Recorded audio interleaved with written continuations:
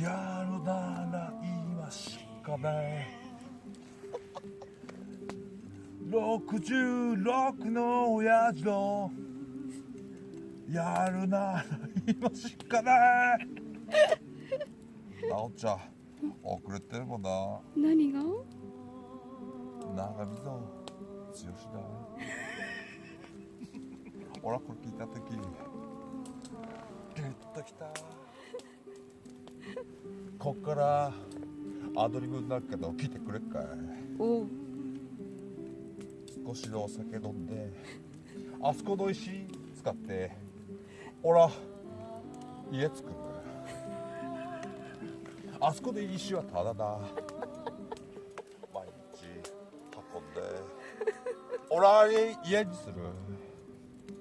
そんでホタルも10も読んでゆっくり暮らすんだ。いいべさなっちゃ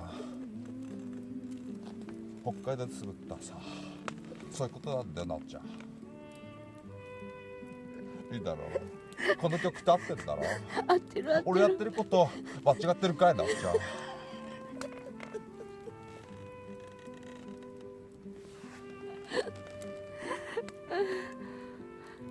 これからも俺はこうやって動画撮られて笑いもされて生きてくんだ。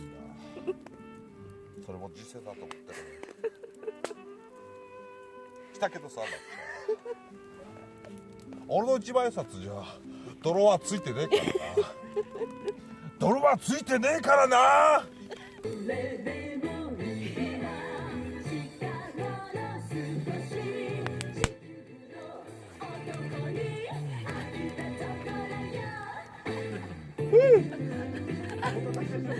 いやこれさでもさ曲入れて優秀使えるギターなの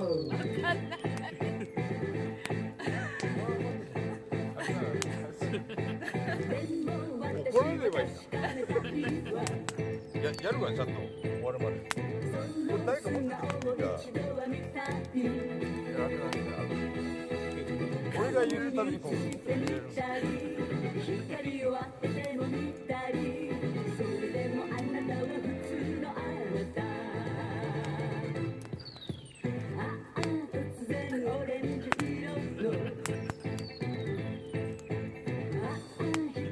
私を包み夢